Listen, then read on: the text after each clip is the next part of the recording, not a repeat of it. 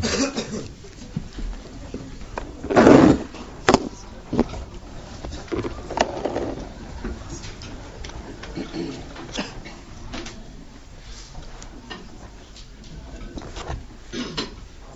think some time ago we spoke about the idea of Shabbat, and the mitzvah of Shabbos and what it means. Well, there's one peculiar sounding idea, that we haven't discussed before, and that is that there's an idea that on Shabbat one gets an extra soul. Extra soul, that's called a Shoma Yesera, an extra soul.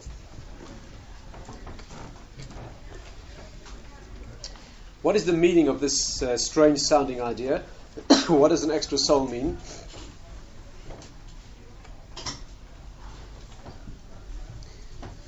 Where does it come from? What major principle can we derive from it? Let's try to think through this together. Some people think that the extra soul is like a schizoid sort of a thing. You get two souls, right? That's why you have to eat extra on Shabbos, because you've got to feed the other soul. That's not right. There's no schizoid two people inside you on Shabbos, at least not any more than during the week. So, what is the meaning of this extra soul?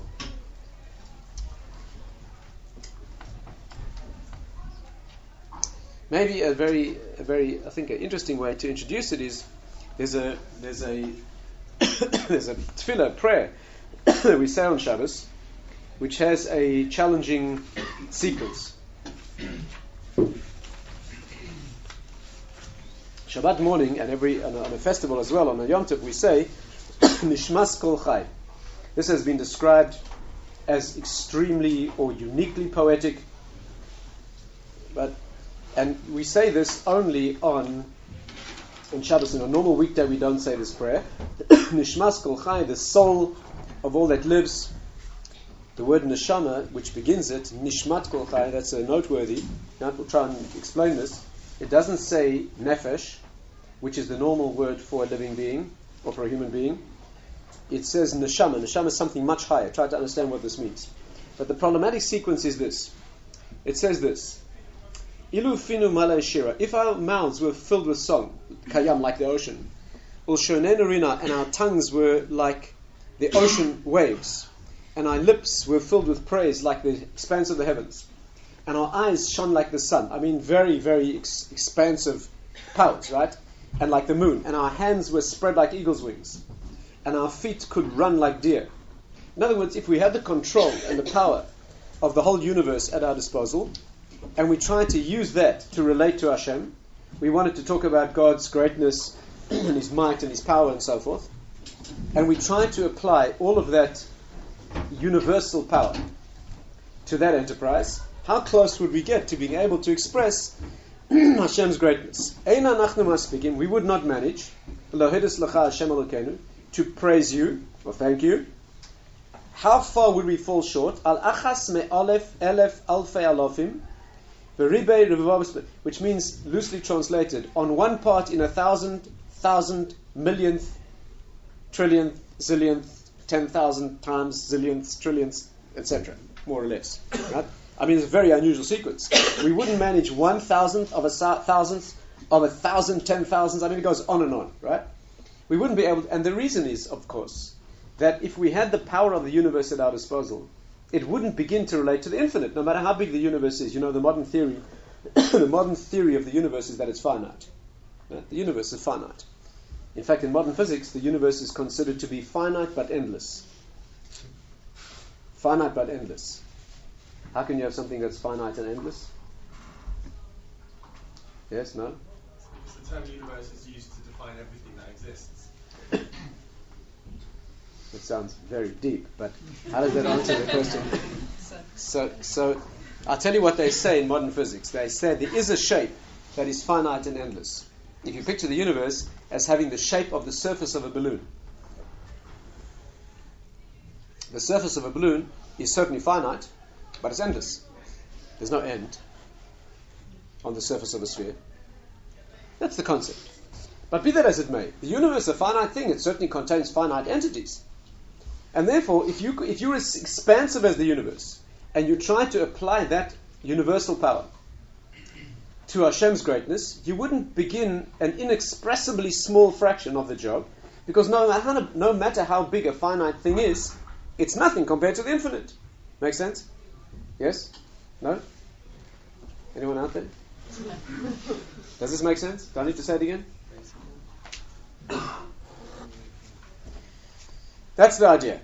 3 lines later we say this. Acclaimed, therefore, Evarim shipyulak tabanu, the limbs and organs that you've given us, and the ruach and the neshama that you breathed into us, and the tongue that you put in our mouth, the very same organs that we just complained about as being unable to do the job, they will do the job. They'll praise you and sing your greatness and so forth. 3 lines before you said that it's impossible to begin, that if you had all the power of the universe at your disposal, you wouldn't manage an infinitesimal fraction of the job. 3 lines later you say, we'll do it. Contradiction? Problem?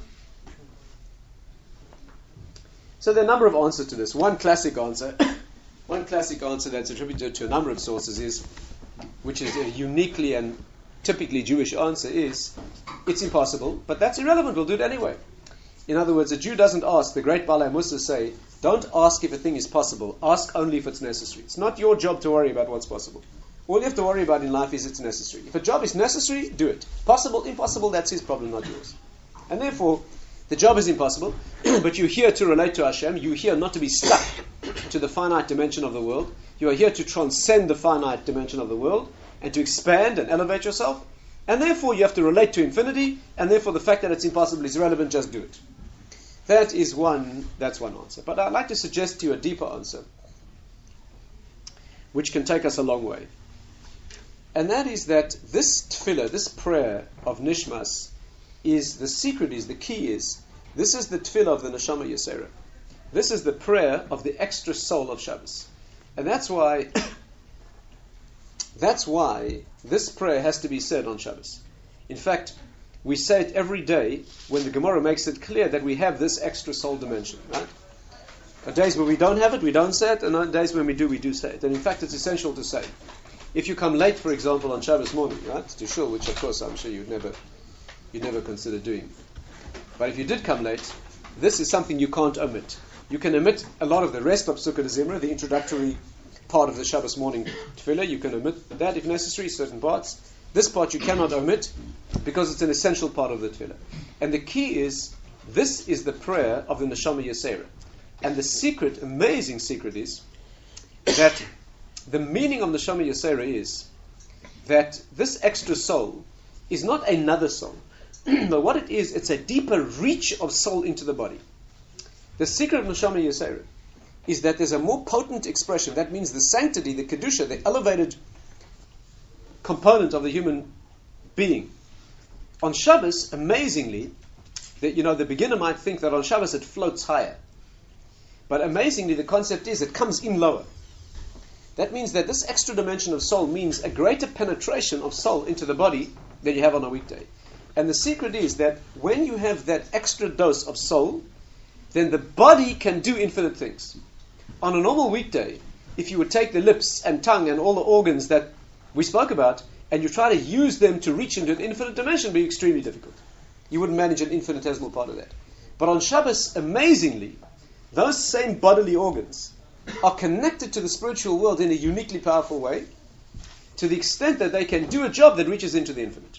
What does this mean? Sounds very peculiar. But the theme is this. And really, I think there's no more basic or unique theme in Judaism than this, because really this idea that the body is capable of sanctity, or that the finite element of the body can be used to reach into an infinite dimension, as far as I'm aware, Judaism is the only path on earth that takes that line. Now let's explore that, try to understand.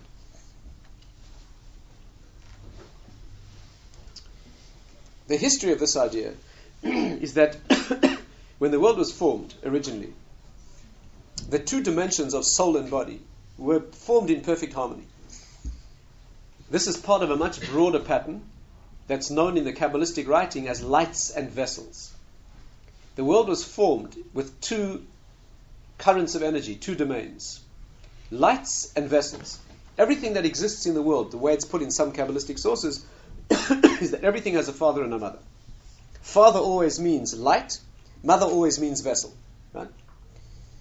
You see that in many ways. Maleness is always a spiritual dimension of infinite potential. Femaleness is always a finite expression of that infinite potential. Many examples. One obvious example is, whenever we refer to Hashem, we talk about God, we tend to speak in the male. We refer to God as male. Right? The reason we do that isn't because we are, chauvinist, anti-feminist, medieval, women-hating, narrow-minded. That's not the reason. The reason is because maleness means infinite potential. And female means finite expression of potential. In Hebrew, all the words for the earth, for example, are feminine. All the words for vessels are feminine. Right? For example, even the word Adamah is a feminine word. It means the earth. The word for Eretz, which means the world, is also a feminine word, even though you wouldn't know it looking at the word. All expression, practical expression, is feminine. The woman is the vessel. Right? Hashem's presence creates a world. The first manifestation in the world is called Genesis, Bereshis. It begins with a base. Base means two. And it means vessel. Base means the house. The woman is the home. The Talmud says that the great sages called their wives their home. A sage would refer to his wife. He wouldn't say my wife, he'd say my home. She was the home. Why? She gave him This is why the bride walks 7 times around the groom. That means, the symbol of the chuppah, he takes her into his domain when you get married. The chassan takes the collar under the chuppah, which is a symbol of his home. But she walks around him to show you, I'm entering your home, but I give you a place to be. That's what it means. Yeah. To say that she walks around him, that's the place where he exists. She gives him the place to be, and she gives him the practical expression. The world is formed, the most basic element of the world is always called, the most basic element of the world is the stones and rocks that form the world. The Torah says that the world was formed from a rock of formation. That's called Even Shsia. Even, the rock from which creation spread. The word rock or stone in Hebrew, which always means the building block, the essential building block, like it says, Even Ma'asu Abonim. The rock that the builders rejected became the cornerstone of the building. That's what King David said about himself. By the way, David is regarded as feminine. Amazing. King David is regarded as the female counterpart. That means he's the 7th. The bride walks 7 times around the groom. He's the 7th character that comes to the world and manifests the completion of the project, which is considered to be the female end. But a stone is the ultimate root building block of the world. The word Even in Hebrew is feminine. Actually, it's amazing. The word Even is a contraction of 2 words in Hebrew, Av and Ben, which means father and son. When you melt together the 2 words, father and son, in Hebrew, you get the word Even, and it means woman. It's feminine. Because she is the place where father transmits to son. She gives that a form. That's the idea. The Hebrew word for female, the word nekeva in Hebrew, meaning female, literally means to make specific. To make limited and specific. Like you say, nakva schal, fix your wages and I'll pay you. Right? Like Yaakov, Laban said to Yaakov, he said, give me a figure and I'll pay you. You want a salary? Give me a figure. You know what that means? Maleness is, imagine a person says to you, give me a figure and I'll pay you. Say any number, you can have that much money. Say any number, you can have that much money. What happens? 2 things. One is the numbers start rolling.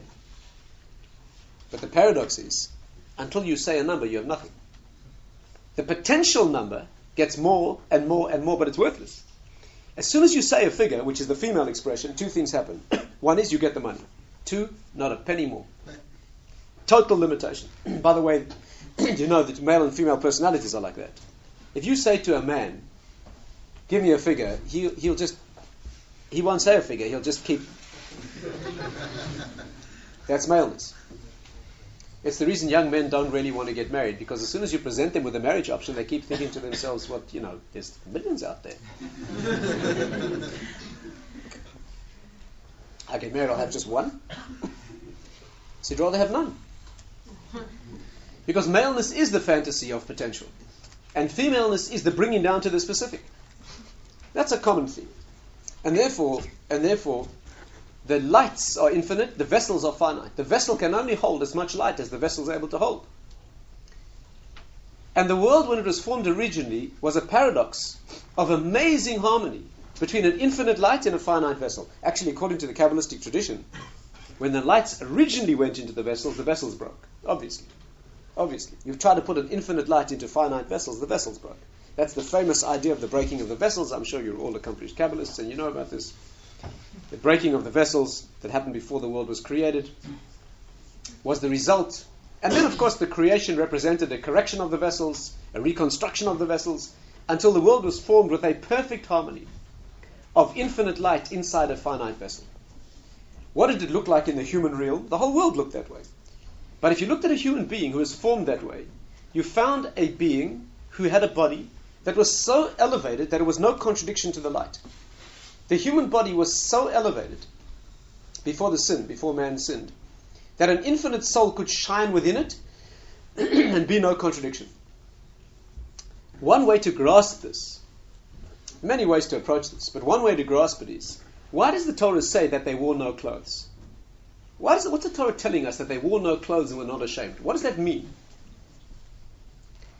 The reason we wear clothing is because our light, namely our soul, in our body is such a humiliating discrepancy. The two are so opposite that we feel shame. Shame is always generated by a treachery. Whenever there's a traitor, a treachery, that means if one is completely inwardly the same as one is outwardly, there can be no sense of shame. The only reason you feel ashamed is because you're not manifesting what you really are. The reason you feel ashamed without clothes is because you stand without clothes and look at yourself in a mirror. What is the sense of humiliation? If you have any refinement, you feel that. What's the reason? The reason is that you have an angelic inner being in a body that looks like a horse. At best. And that's humiliating. That's humiliating. The outward manifestation of the body, which is exactly the same as a naked animal, is inappropriate for a human soul. And so we cover that nakedness to show dignity. In fact, when man originally sinned, he felt that shame, so he took a leaf to cover himself. Only a leaf, just to cover the most undignified aspect of what he had used to sin. And God appeared in the world and said, you're making a mistake. I'm going to teach you a fundamental spiritual principle. And this principle runs throughout the whole Torah, and it should run throughout all of life. Whenever you fail in the world, take the problem and make it the solution. If you take the problem, your defeat, and you make that the victory, then you've corrected the defeat. If you take a problem and you move on, you leave the problem behind you. You leave it unreconstructed, and you move on. So then you've done well. But there's a part that's always broken. If you take the problem and make that the solution, then not only are you whole, but there's nothing broken left behind. This is the deep idea of Tchias HaMesim. Tchias HaMesim is resurrection of the dead. It doesn't mean that dead people get up from their graves and walk on. The deep concept of the resurrection is that everything that died lives. That every failed opportunity and broken relationship and disappointment in life and spiritual and moral failure, all of those live permanently, showing their correct side. That's Tchias HaMesim. Of course, this has to be. The deep reason it has to be this way is because if things in the world could be broken and never fixed, the world would never manifest an absolute unity. Every aspect of the world has to show its divine and infinite connection. Therefore, nothing can remain broken permanently. So Hashem came into the world and He showed him, you think clothing is only to hide your nakedness? I'm going to show you that now you must use that sign of your humiliation to show your dignity. And He sewed in beautiful garments. Why do we wear dignified? Why is there a Jewish idea to wear dignified clothes? Because when you wear clothes of refinement and dignity, you are doing two things with your clothing. One is you are hiding the nakedness of the body. And secondly, you're revealing its dignity. When a king wears royal garments, the garments do two things. One is they hide the body of the king, but they show that he's a king. That's why there's so many laws relating to clothes. In the Talmud, Rabbi Yochanan says, he referred to his garments as his dignity, his honor. They give you honor by hiding your animal nakedness and by revealing. This is also why we are so fussy about women's modesty and about men's and women's modesty in clothing. If you use clothes only to accentuate the provocative nature of the body, it's worse than not having clothes. But if you use clothes to show the refinement and dignity of the body, and that's why there are so many laws about the modesty of garments and the dignity and the cleanliness of garments.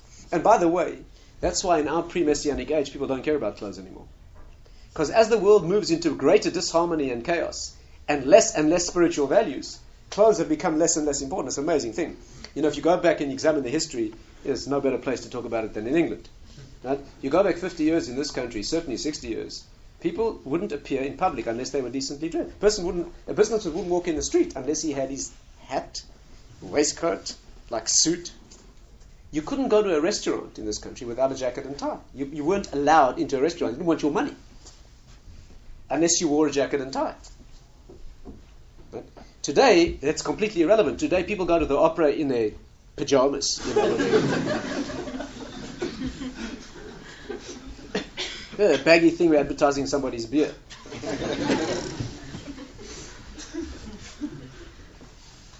Nobody wears a hat anymore. The hat is the most important part of the garments because that shows only dignity. Shoes are not there for dignity. Shoes are so you can walk. These things are not here for dignity. This is then you look like a monkey.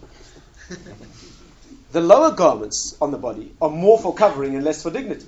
The higher parts of the body are clothed more for dignity than for nakedness. Wearing a garment on the head is purely a sign of dignity. Today it's completely irrelevant.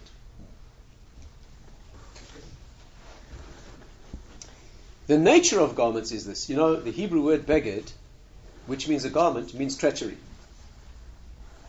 The same word in Hebrew that means a garment means a traitor. The old English word for a traitor was a turncoat.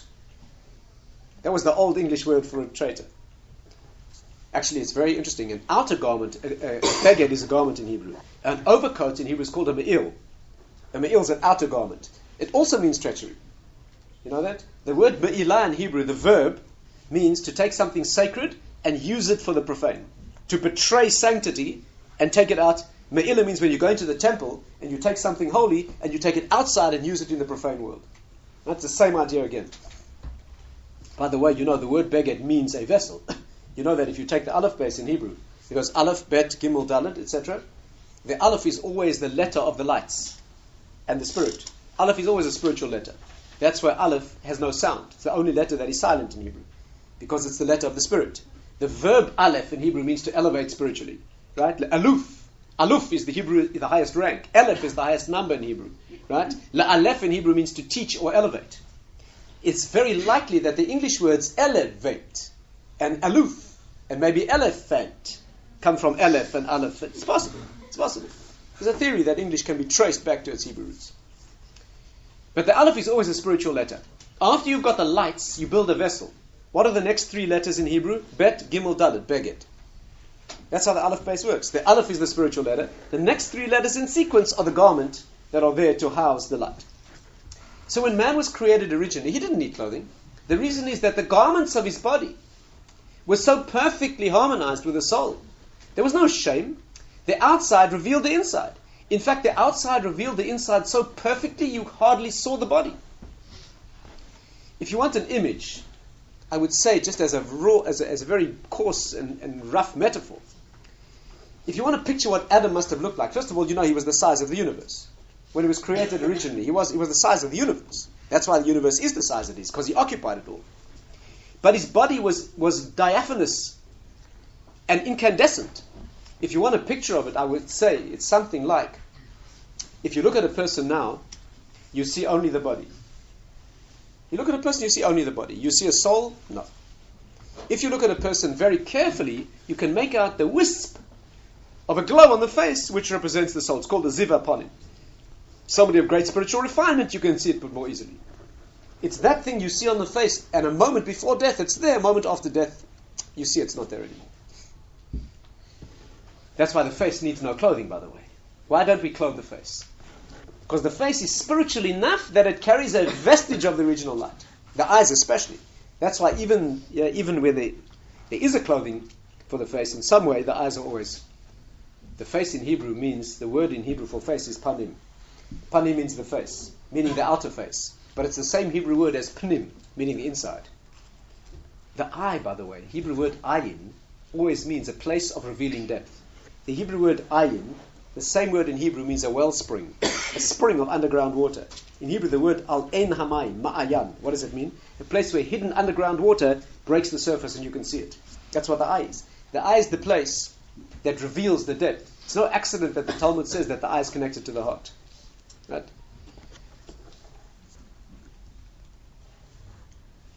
You look at a body, you look at a person, you see only the body. The only place you see a suggestion of soul is a very, very faint remnant. Adam was exactly the opposite. When you looked at him, all you could see was the soul.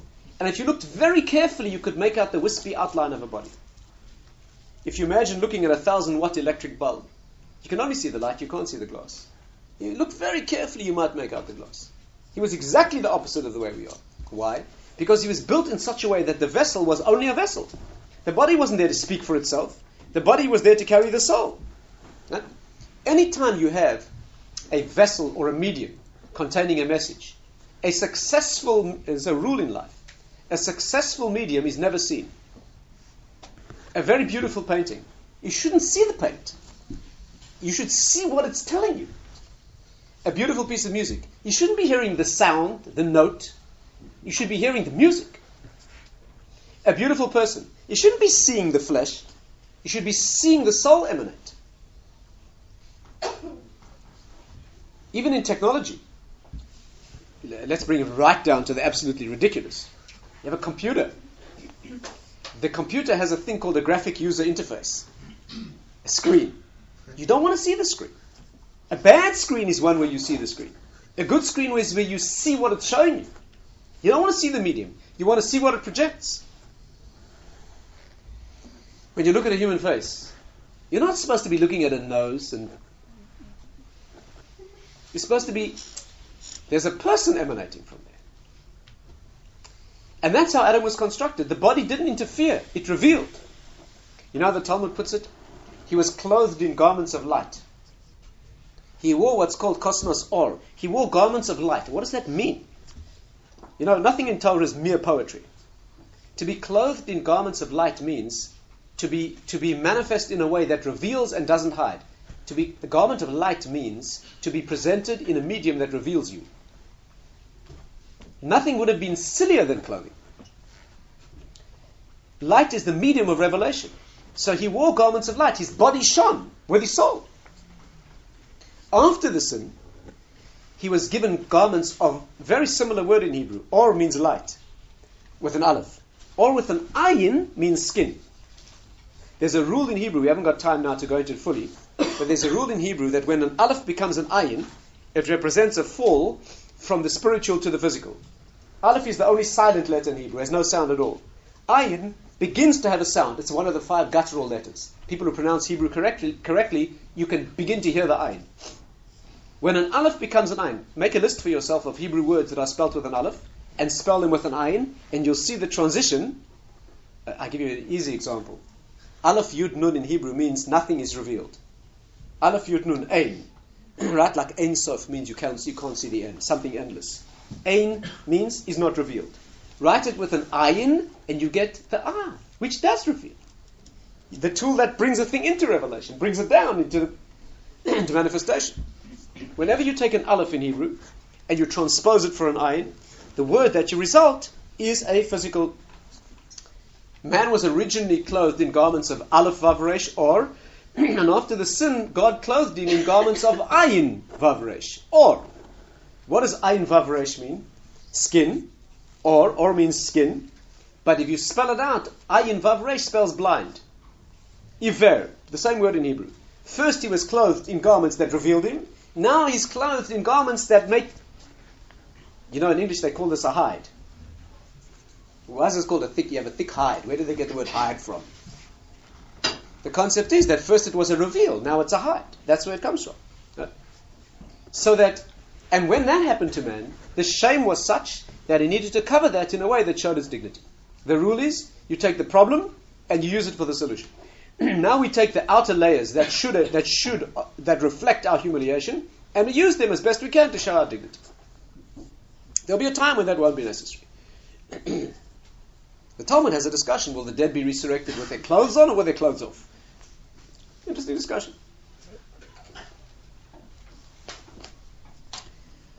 What was the result? The result of the sin was that man was cast into a disparity, into a dichotomy, where his soul was perfect and his body was very humiliatingly animal.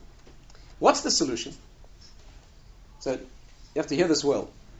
The world's resolution of this problem from that time to this has been the body is irredeemable. And therefore the only possibility for spirituality is to beat the body into submission. You have to become a celibate and an ascetic. Don't stimulate the body at all. Any sensual stimulation of the body is evil. It'll bring you down into the animal. If you're serious about spirituality, you don't drink wine. If you're really serious, you don't get married. Because marriage has a sensual component that is the most disastrous. Think about it. Take any religion or cult on earth and think about it. Christianity, for example. Christianity is fraught with guilt about marital intimacy. On the one hand, they call it holy matrimony. But if you're serious about holiness, you have to become a monk or a nun. The reason is there's a real problem. There is a real problem. It is very hard to engage the lower aspects of the body and remain angelic. They're not being frivolous. It's a serious problem. Muslims. In Islam, you're not allowed to own alcohol. Not drink. You're not allowed to own alcohol. Why? Because they are very well aware that alcohol brings out the bodily and banishes the mind. If you have enough of that substance, there's no mind left. The halacha on Purim is you have to drink until you don't know the difference. That's what drinking, if you use it sensitively, it liberates the mind. Alcohol can tremendously liberate. The Talmud says when wine goes in, the secret begins to manifest. Nichnas yayin, yayin in Hebrew adds up to 70. Yatsa sod, the secret which adds up to 70, comes out. Right? It doesn't only mean, you tell your secrets. It means that the inner dimension is revealed. But you use it too much, you banish the mind to the extent that you become part of the scenery. That's what alcohol can do. And the world has an immense problem with it. In Islam, you're not allowed to own it. If you're a Mormon, you're not allowed to drink coffee. You know that? A Mormon, you're not allowed to drink coffee or tea or Coke. I mean Coca-Cola. I don't mean... Because they stimulate... What's wrong with that? What's wrong with stimulate? It's dangerous. Start getting the body buzzing, who knows where you'll end up. Or down. These are not idiots. These are people with deep perception of the world. It's a real problem. In the Far Eastern religions, it's exactly the same. In Hinduism, the body is considered a concession. Marriage is considered a concession. Yes, it can be used in a tantric way. There's a whole discussion about it, but it's a concession. Much better to be able to do those things spiritually. Buddhists, for example. Buddhists have a very ascetic path. In Zen Buddhism, there is a pathway called the householder's pathway, where they get married. But even then, they have frequent retreats in celibate loneliness. Because the body brings you down. I'm not aware of another sect or cult or religion on earth that allows engaging of the body. Judaism, we use the body the whole time. Wine, for example. We do everything with wine. We take wine always. You know what we do in Judaism? Whenever we want to connect the problematic, lecherous, animal, physical with the elevated spiritual, we take a cup of wine. We're so used to it as Jews, we don't even realize it. But it's very bizarre. Very bizarre. Imagine you're a Muslim. Or somebody who comes from one of these traditions where any sensual development is considered anti-spiritual. And you come into the Jewish community, what will you see? A circumcision. What's a circumcision? You take the most sensual aspect of the human being and put it through a procedure that enables it to have sanctity. And we take a cup of... What does wine have to do with circumcision? Everything. Because wine is the tool of showing the correct connection.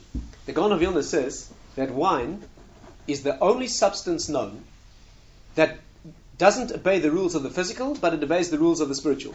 You know that all physical things get worse with time. All physical things, the human body, machinery, everything physical gets worse with time. Spiritual things get better with time, like wisdom and judgment. Wine is the only class of substances that's physical, that gets better with time. It's your key to insight into the spiritual world. So every time we want to take the physical and give it a spiritual component, we take a cup of wine. Marriage. Two people are getting married. On the one hand, it is a holy thing. On the other hand, it can be very sordid when man and woman get together.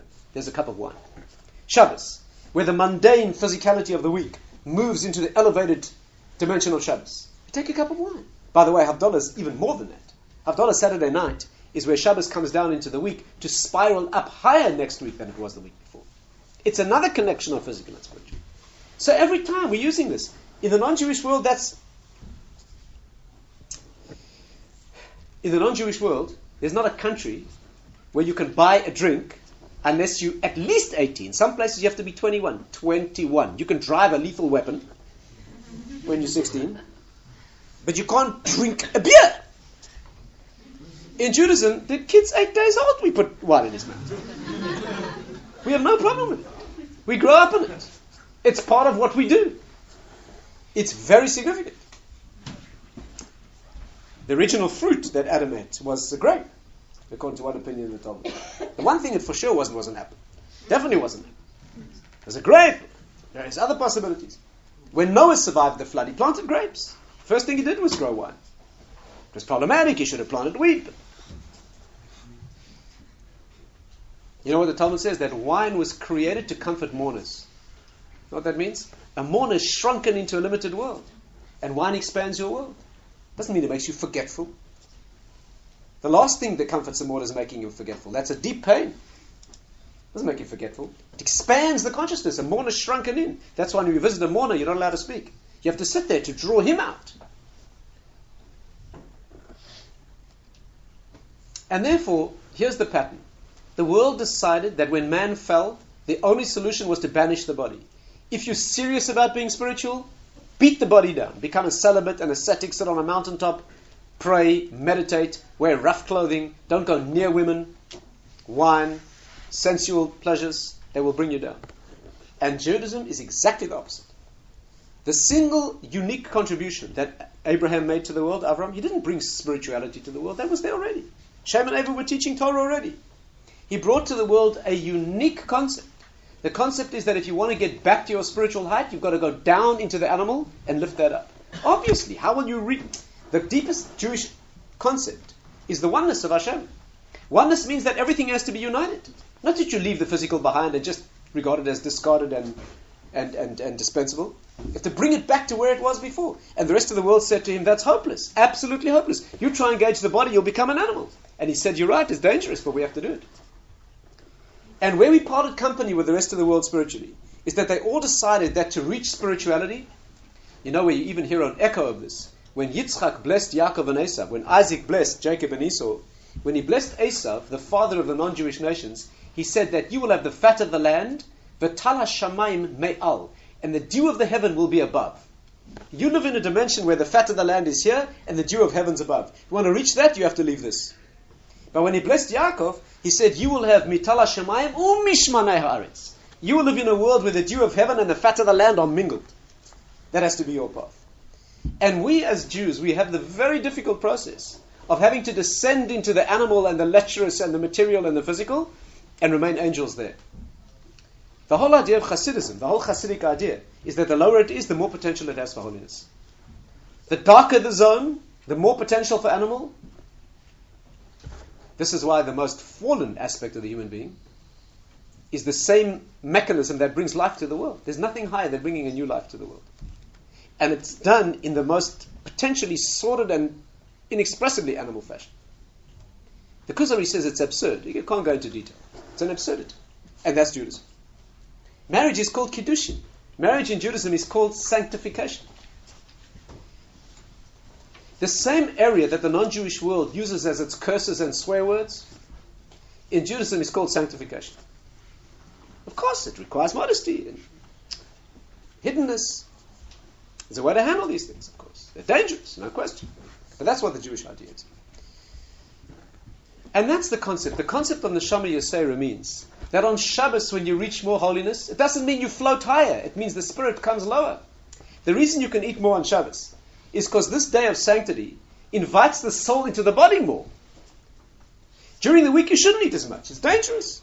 You should eat as much as you need. You should never eat one piece more, one drop more than you need. Because as soon as you start eating for pleasure, then you sink into the inappropriate use of the physical. On Shabbos, you can eat more. Shabbos has the capacity for the physical to manifest more spiritually. So on Shabbos, you can sleep more, you can eat more. It's a good time for husband and wife to be together. Why? Because this is a day that has more sanctity, and therefore the body tolerates more without being pulled down. Neshama Yosera means that the soul goes more into the body. Nishmas Kol Chai means that on this day, the same organs that are so limited that if you gave us them at their universal expansion, they'd be irrelevant. On this day, they can do the job of meeting infinity. Because this is a day when the power of the spirit is so united with the body. Where does this come from? Why is Shabbos like that? What is Shabbat? Shabbos is what we call me'en olam haba. It's a premonition of the world to come. The world to come. On Shabbos, you have a 60th of an experience of what the world to come is. So you live in a dimension of the next world. What is the next world? What is the next world? So many systems, religions, misinformed Jews, they think the next world is some sort of spiritual zone where you float, I don't know, clouds maybe, Our concept of the next world is that it's a reconnection of spirit and body. Our vision of the next world is that the lights are again in the vessels. That's called Tchias HaMesim. The resurrection of the dead is the Messianic age will have two versions of resurrection. First will be one version of dead bodies being resurrected. 210 or 214 years later will be a second one. Until eventually everything's resurrected. Tchias HaMesim doesn't mean that dead bodies simply get out of their graves. The childish, very childish concept, Tchias HaMesim, the Messianic age will dawn.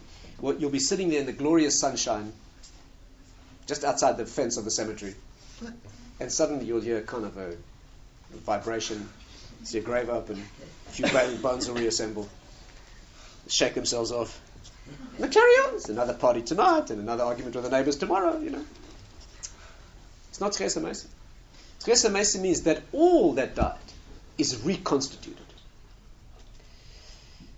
All elements of spiritual purpose are put back into their vessels. How else can they manifest? Our long-term vision of the world to come is a soul in a body again. To be sure, the body will be very elevated, much higher than now. There'll be no excretion. The body won't smell bad. It won't contain excrement. It'll be a very elevated body. It will be such an elevated body, it will look like a light. But it'll still be a vessel. There's a famous argument between the Rambam and all his contemporaries. The Rambam says that the next world has no body at all. No body, it's only spiritual.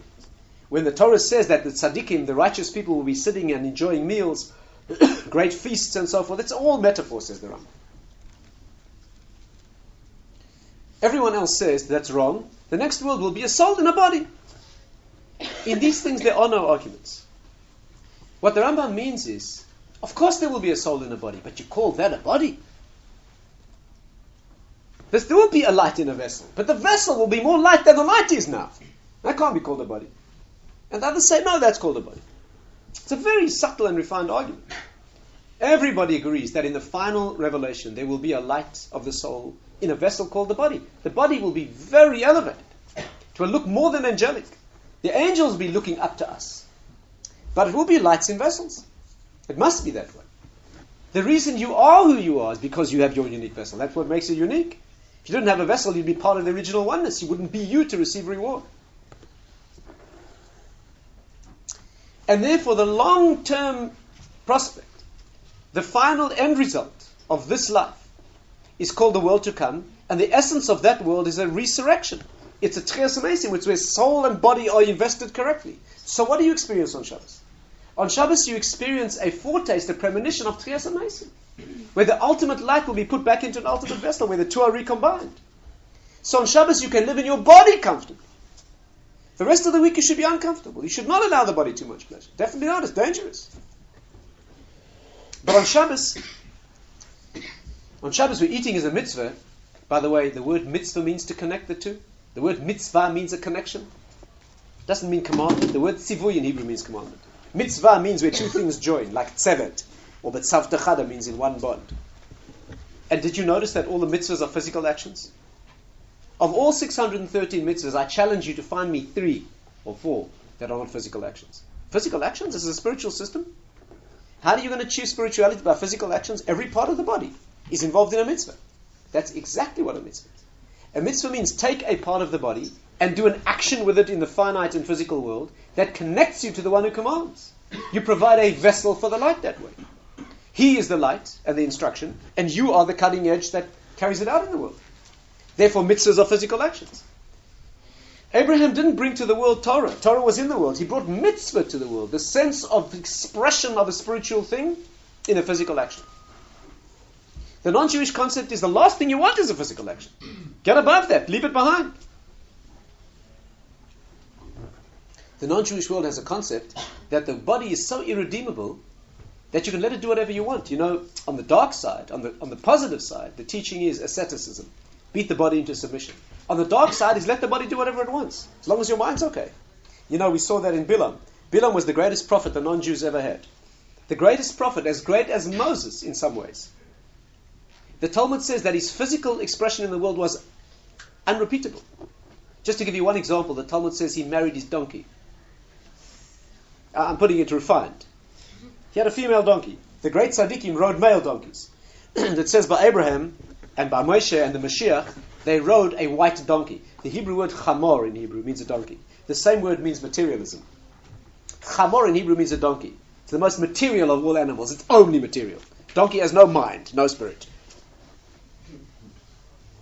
So when the Torah says that he rode a donkey, when Avraham Avinu went to perform the greatest act of his life with his son Yitzchak, right? Going up the mountain. So the Torah tells you, how did he go? He saddled his donkey. Who cares how he got there? The symbolism is, when a great righteous man rides a donkey, it means he's in control of purified materialism. And it is his vehicle, that's all. The Messiah will arrive on a donkey. Who cares how he comes? Get him here on the Concorde, you know. It doesn't matter how he gets him. The Torah is telling you he will manifest in control of purified materialism. He will manifest riding a vessel of the material world, in control. When it comes to Bilam, he has a female donkey. He couldn't get above it. He was meshed with it. He couldn't get him, and he was the highest prophet who ever lived. What's going on? Because his theory was, what's the one got to do with the other? The body's fallen and hopeless anyway. Let it do whatever it wants. One great famous non-Jewish philosopher, one of the most famous for teaching moral philosophy. One morning his students found him crawling out of a house of very ill repute. Very ill repute. So the students said to him, Master, how could you behave like that? You're such a great moral philosopher and you behave like that? He said to them, does a mathematician have to be a triangle? What does moral teaching have to do with behavior? One is theoretical in the world of the mind, the other is the body. The body's hopeless anyway. How can you redeem a body that smells bad, contains excrement, behaves like an animal? How can you redeem it? It's hopeless. And as Jews, that's exactly what we have to do. Amazing thing. Amazing thing.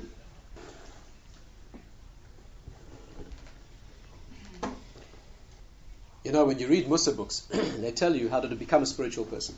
There's always a chapter on precious. Precious means how to stay away from the physical. Precious, you have to stay away. You have to fast and stay away from the physical, and not eat more than you need. And yet Judaism is all about engaging the physical. What does that mean? It means that you have to engage the physical only for the purpose of the spiritual. Anytime you engage the physical for the sake of the physical, you've fallen prey to exactly what they're worried about out there, and they're right about it. And therefore the secret is, of course we use the physical, but only as a vehicle for the spiritual. And it takes practice, that's why you have to fast as well. You can eat rich foods and use them for spirituality only when you can not eat them. The Mishnah says if you want to learn Torah, you have to be able to sleep on the floor. It says, you have to sleep on the floor, eat bread, plain bread, and water by measure. That's all you're allowed. You want to become a Torah person, you've got to sleep on the floor, eat bread, and drink water by measure. That's all. Bread, maybe a little salt, that's all. Great sages have not done that.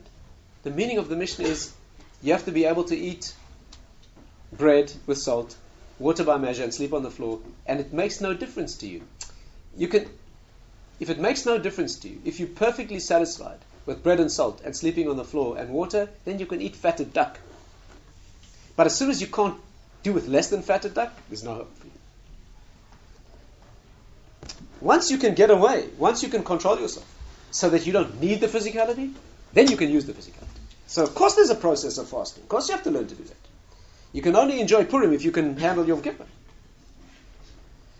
You feast on Purim and you drink on Purim if you can handle Yom Kippur. That's fine. If you can't, if you can only handle the one, you're nowhere near spirituality. And therefore the correct procedure is using the physical world, but very cautiously. Very dangerous world. Shabbos you can be a little less cautious. When it's a mitzvah, when you're eating for a mitzvah, engaging the body in a mitzvah, Even then it's dangerous. It has to be handled correctly. And therefore, in summary, what we learned this evening, it's a long discussion, obviously, we're just beginning. But the theme is, that's what's unique about the Jewish pathway, is a reunification of the world. A tying back or a stitching back together a torn world. Which torn world? The world of spirit and body. You know, in Shir HaShirim it says we have a young sister. I'll finish with this. It says, Achos lanu ketana, we have a young sister. Achot lanu ketana, we have a young sister. This is the story of the Jewish people. We have a young sister. So the Medrash says, our young sister was Avraham Avinu Abraham. Why? She'iches akera, because he stitched a torn world together. He stitched together. The word achot in Hebrew, sister, means stitching. The Hebrew word for brother or sister means the act of stitching. You know, if you take something that is whole and rip it, and then you stitch it together, that verb in Hebrew is la'acheh. La'acheh takera means to stitch the tear. Why are brothers and sisters called the same word as stitching? Because brothers, or brother and sister, are two separate people who were once one in the body of a parent. They were once one. They were born from the same source as two different people in the world. So they have a unique relationship. That's a stitched. Yeah. By the way, this man who is called the agent who stitched the world together, reunited God with the world, put the spirit back into the earth, put the light back into the vessel, began an obsession with the oneness of reunification, of bringing perfection and oneness to the world. He called his wife his sister. Amazing thing. Abraham, he goes into Egypt. He goes into Egypt, which is the cesspool of the world, the most sensually depraved part of the world. The Torah calls it Ervas Haaretz, the nakedness of the world. And as he moves into that zone of depravity, he says to his wife, tell them you're my sister. What's going on? The simple meaning is practical, political. They kill him. They thought it was his wife. The deep meaning is a spiritual person should always think of his wife as his sister. What is a man's wife? The two of them were once one in the spiritual world. The Talmud says Adam and Eve were fused at the back before they were torn apart and brought face to face to mesh back into each other through their own effort. This is what Bashir really means. So husband and wife are one creature in the spiritual world. They are one being, a male face and a female face. They are split apart, torn apart, and brought back into the world to stitch themselves together. So a spiritually sensitive person knows that his wife is his sister. That means a person with whom it's possible to reunify what was once one. So therefore this great sage whose obsession is reunifying the world, he's called the young sister of the Jewish people. He calls his wife his sister. That's the deep meaning. And therefore he brought a teaching to the world that we have to now fulfill mitzvahs. Avraham spells 248, the number of positive mitzvahs in the Torah. And that's what he brought to the world. And therefore that's the Jewish process, is the reunification of a split world. There's no better time for that than Shabbat. Shabbat is the time when this world and the next world unite, where the work of the world is done and you experience the dimension of reward. It's a premonition not only of a world to come, but of a Tchias HaMesim. In that dimension when body and soul are again reunited. That's what one should experience on Shabbos. And therefore on Shabbos one should be able to eat and feel the spiritual meaning of the food. One should be able to rest and enjoy more of a physicality. There's more pleasure that should be experienced on Shabbos. One should eat more. And yet that should not bring one down, but give one a sense of elevation. And we carry that out into the week. When we eat together, why do we eat together? I said that was the last thing, but this is the last thing. Eating is the activity that connects two together. Eating keeps the light in the vessel. When you eat, the soul stays in the body. If you don't eat, the two separate. Eating and that's why people eat together. And when Jews eat together, 3 people eat together, we start making a unique blessing. And if 10 Jews eat together, we use Hashem's name. Because eating is always a manifestation of connection. Male-female intimacy, the Torah euphemistically refers to as eating. Right? Where two are united, genuinely. And therefore, when people eat together, there's a sense of unity as well. And on Shabbos, a time for that. And therefore, that's the concept. Nishmas Kol Chai means the soul. It's a tefillah of Shabbos because it's referring to the Neshama Yesera. That's the day on which the finite can, as it were, can take off and reach into the infinite. Okay, we'll stop there.